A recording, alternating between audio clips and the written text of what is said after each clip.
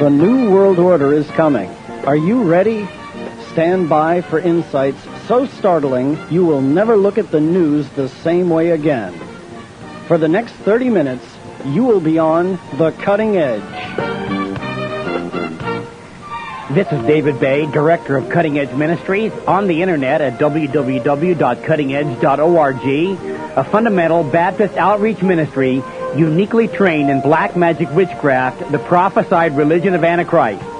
When you view the daily news through a double lens of Bible prophecy and doctrine on the one hand, and a knowledge of black magic witchcraft on the other, you will only then truly understand the events and our leaders of the day. The views expressed belong to us and are not necessarily shared by this station. Stand by for eye-opening news. Today's program is a third in a series on secret societies and is entitled Secret Societies Originated the Unpardonable Sin. The order number is CER 1119, that is 1119. If you want to order the three-part series, specify CER 1117/9. Before we get started on this sequel to last week's study of the Jewish secret society, the Kabbalah, we need to address one fundamental misunderstanding about secret societies, and that is that secret societies are simply and only social organizations which carry out charitable activities. Nothing could be further from the truth. Remember Jesus' warnings against being deceived in Matthew 24, 4-5, in verse 11 and verse 24. In verse 24, Jesus quantified this type of deception at the end of the age as he warned, quote, "If it were possible, they," that's the false prophets, "shall deceive the very elect," unquote. This prophesied deception is to be so very sophisticated and so believable, it will deceive virtually every person on earth who is not saved. Such is the case with all secret societies.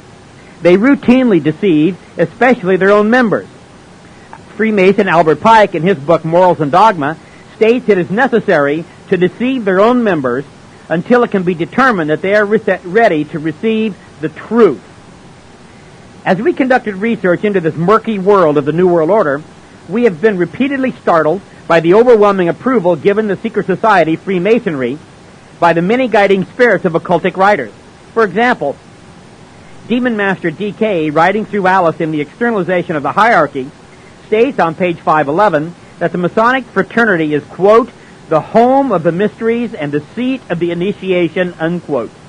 Of course, the word mysteries always refers to the satanic mysteries religions of Babylon and Egypt. Initiations are the initial ceremonies through which a person is admitted into the cult.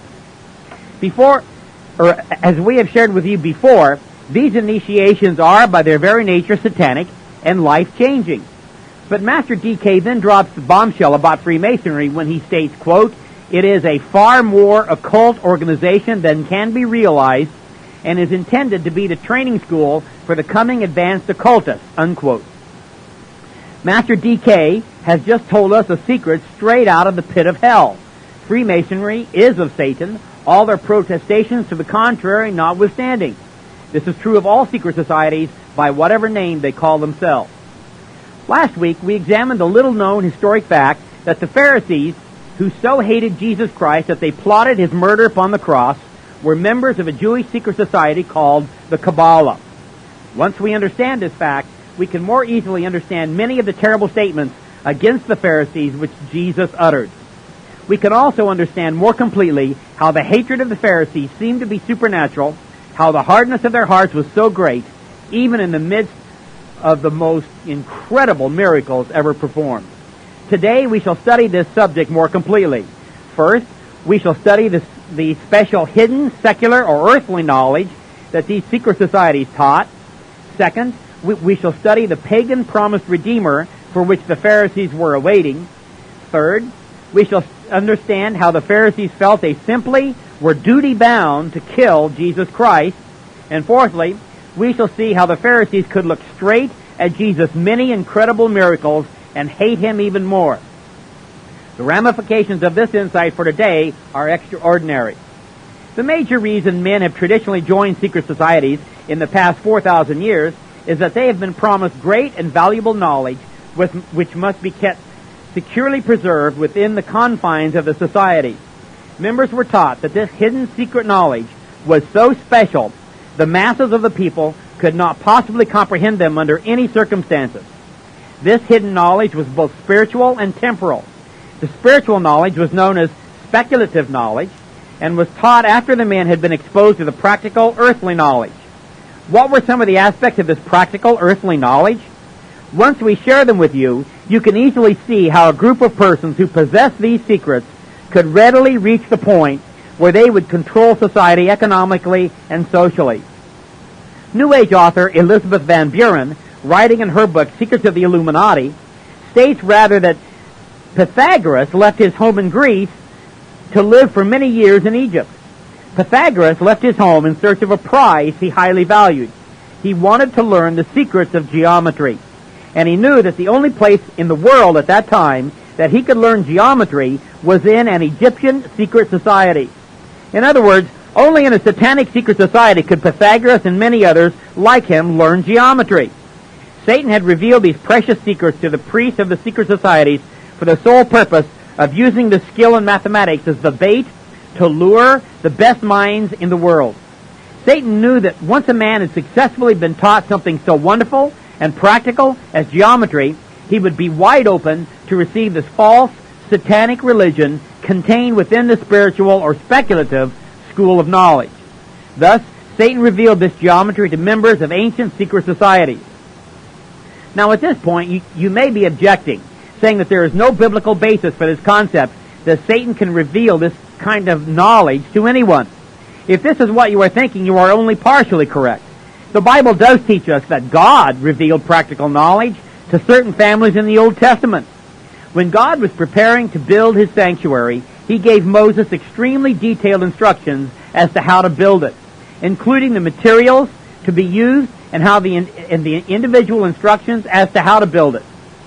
From Exodus 35:30 to chapter 36, verse 4, we see the tremendous revelation that the Holy Spirit had placed the knowledge and practical skill necessary to build this sanctuary according to God's wishes in the minds of certain men. In other words, one morning, these chosen men awoke to discover they suddenly possessed the skillful knowledge to work and create beautiful masterpieces with certain materials. Some suddenly knew how to work with gold, some with silver, and some with bronze. Further, God gave these men the sudden ability to teach this skillful knowledge to others. The purpose of the sudden implantation of knowledge was to glorify God in the building of his sanctuary. Could Satan supernaturally also reveal secrets to men who had given themselves over to the worship of him, so inherent in secret societies? The Bible reveals that Satan can do what he wants in this world, where he is called the Lord of the world, unless the Holy Spirit specifically prohibits him. Members of the occult are taught that certain subjects were revealed to men in secret societies. Some of these subjects, in addition to geometry, were astronomy, physics, medicine, higher mathematics, music, art, literature, and even the planting of subliminal messages. This concept is a shocking one indeed, but now we can understand how the ancient Egyptians could have built such incredibly difficult buildings and monuments, many of which have stood the erosion of time and the natural elements. Now we can understand better how the ancients could have developed such high-level cultures. We can also understand how the few individuals who possess such special knowledge could quickly rise to high levels of prominence and power to the point where they could become the privileged leaders of any culture.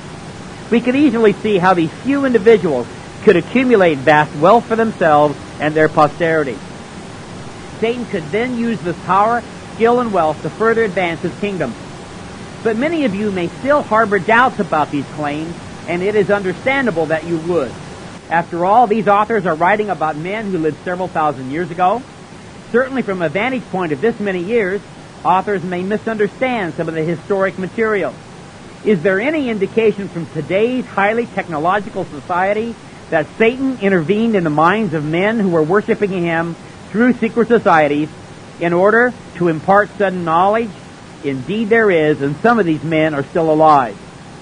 Marcel Vogel, an occultist who was one of the original inventors of the IBM computers, repeatedly claimed in the early 1980s that he had received the inspiration for his computer coding during a psychic molasses dream.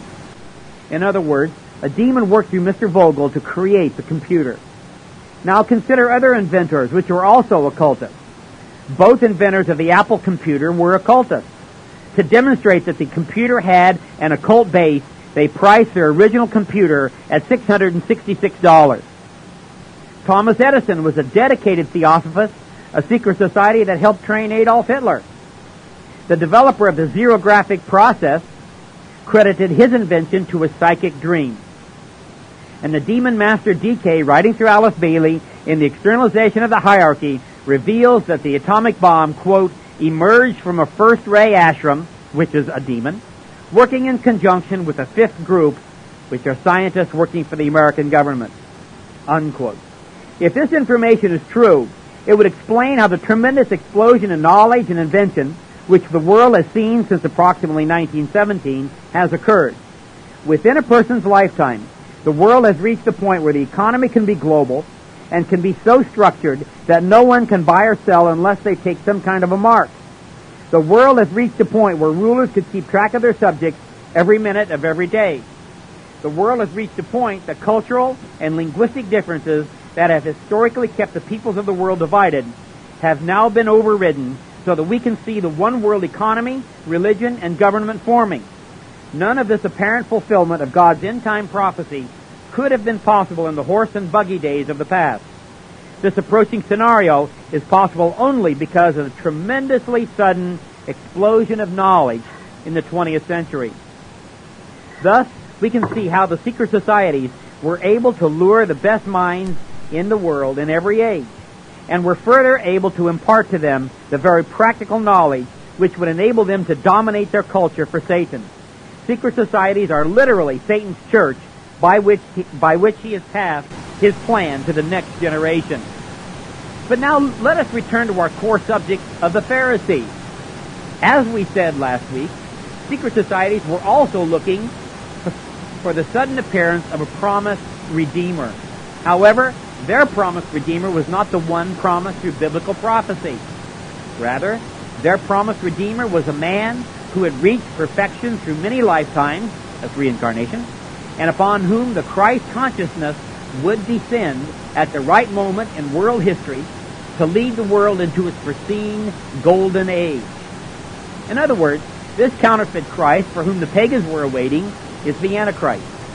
Satan had cleverly dispersed the prophecy of the coming Redeemer in many secret societies of that day. The wise men who came to Bethlehem seeking the king who had been born had been awaiting for the pagan Redeemer. More specifically, they were knowledgeable of the remarkably precise prophecy in Daniel 9, 24 to 26, and they realized the world was within a man's lifetime of fulfillment. These wise men were members of the pagan sect called the Zoroasters. This Persian sect were among the wise men of Babylon in Daniel chapter 2, verses 1 through 18. In fact, these pagans classified Daniel as being a wise man in the same mold from which they were cast. As such, they were very familiar with Daniel's writings, including the prophecy of the 70 weeks of years in Daniel 9, 24 through 26. Thus, the pagan promised Redeemer was not God, but a man who had been perfected through secret societies and upon whom the Christ consciousness had fallen. The Jewish secret society, the Kabbalah, was also looking for a pagan promised Redeemer. These Jews, the Pharisees, were awaiting for a man to arise from within a secret society, a mighty, rich ruler in Israel, an occult warrior who would triumphantly lead Israel out of Gentile domination, ruling from the house of David forever. Therefore, they were horrified when Jesus' birth was announced to humble shepherds instead of to the ruling council of the Kabbalah. They rejected the very idea that the promised Redeemer could possibly be born to peasants, parents, in a stable. Oh no, their Redeemer would be born of secret society parents, wealthy, influential, and politically powerful. And surely this Redeemer would be born in a palace. Thus they rejected the idea that Jesus could be the Christ and did not complain when King Herod attempted to kill him.